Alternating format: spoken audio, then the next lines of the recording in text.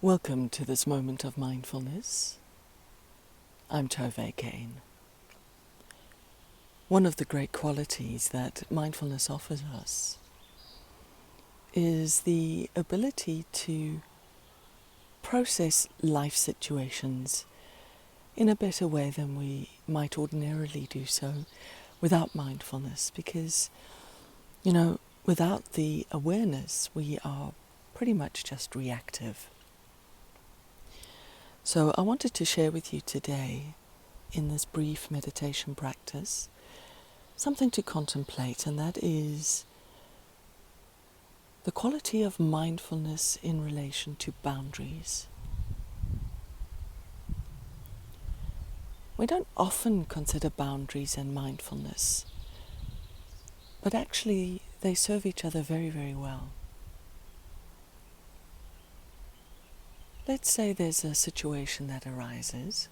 You've been working pretty hard, maybe the last couple of weeks, working over the weekends, and you have an invitation that comes up from a friend. Come for lunch. And ordinarily you would be very happy to see them for lunch. In fact, this is a great friendship and you enjoy seeing them and spending time.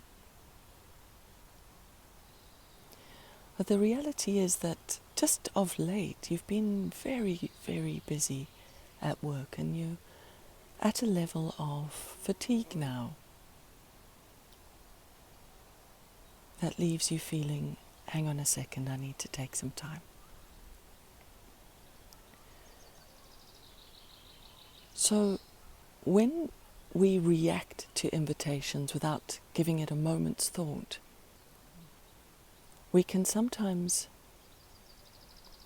be a bit hurtful in the way that we speak to people, and we can sometimes effectively hurt ourselves if we jump at something that we're actually not ready for. So mindfulness gives you this wonderful little moment to grow the gap between something that's said to you and how you respond to it. So let's review the situation. You've been invited for lunch and you've been working hard, so you're tired. I know many of us have had a situation before when we have been finely tuned to people-pleasing. And I really want to assure you that people-pleasing is really a human condition. And it comes from an ancient wiring of trying to fit, be accepted and be safe. So there's absolutely nothing wrong if you have the tendency to people please. Sometimes what happens when we people please too much, we leave ourselves vulnerable and we say yes to things that we really don't want to say yes to. Or we don't say no to things when we really want to say no. So we're keen to meet the approval of others by matching what their expectation of us is. And when you have a somewhat low level of self-worth, then it's very hard to rise up beyond the need to people please. So self-worth isn't something that you get from out there. It's intrinsic. And you can build it up. It's part of who you are and how you view yourself. As I say, there are qualities of self-worth that you can build up. In my book, Mind Over Matter, I talk about self-worth because I believe it is necessary to build the skill, and it enhances the quality of your life when you're prepared to own your boundaries.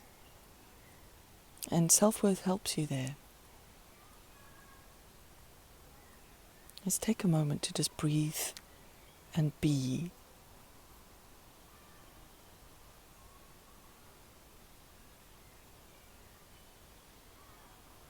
when self-worth and self-confidence are negatively perceived, they become silent killers that permeate our thoughts, and they inflict tremendous pain. We often don't go deeper than thinking, who says we're not good enough? We just hear the phrase, we're not good enough, and we take that on. So how do you build up your self-worth? It's through awareness. And it's by getting used to the idea of putting yourself into your equations, because when you are too focused on pleasing other people, you're invalidating yourself, and then your boundaries are not protected or even acknowledged.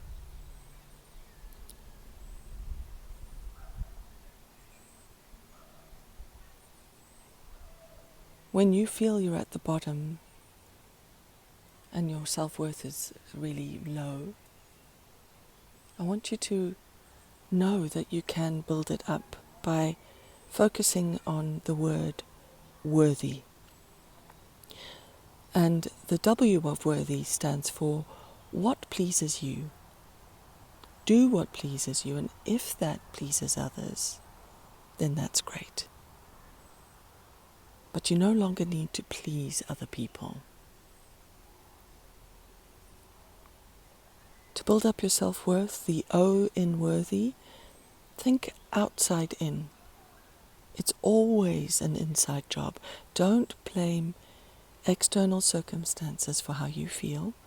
Regardless of what happens out there, you alone control how you feel about you.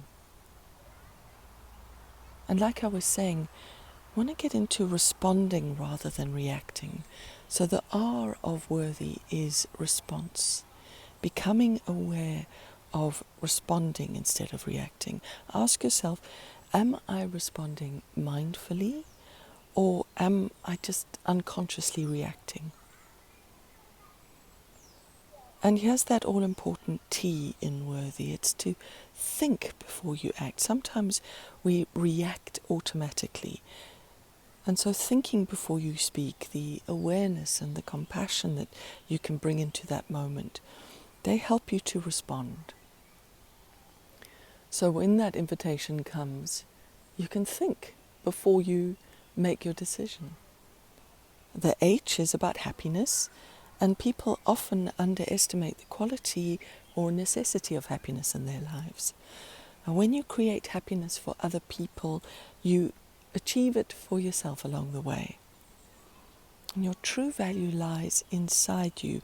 Happiness comes from peace of mind. But don't make the mistake of thinking that by making somebody else happy, you will become happy. It's not that way at all. So your decision has to say, does this make me happy, this choice right now? Here's the why in worthy. You are still alive, so keep going. Continually develop your internal resourcefulness.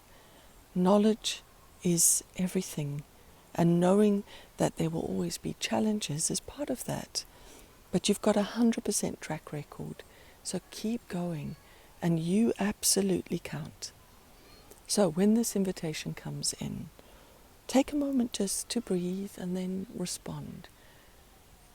And remember, your subconscious is also listening to you. So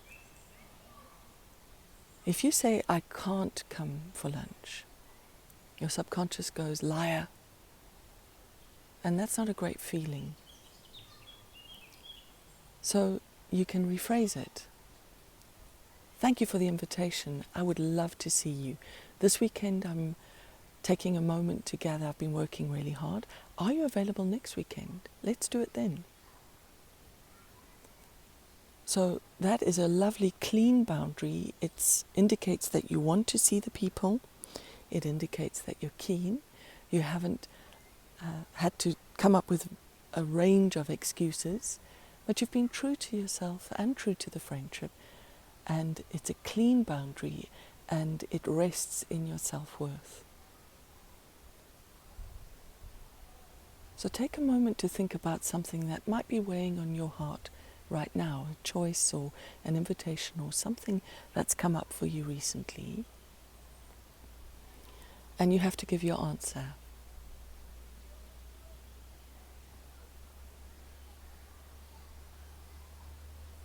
Think about a clean answer that doesn't say I can't, but an answer that upholds your sense of self-worth and fits within a boundary that keeps you feeling good about you and enables whoever the scenario involves to feel good about themselves too. It's possible to have a favorable no and a clean yes. Boundaries and mindfulness. Let's take a moment to breathe and let this meditation go. Breathing in and release and let that go. Second deep breath in. Fill your lungs and empty your lungs fully. Exhale. And thank you for this moment of mindfulness. I'm Tové Kane.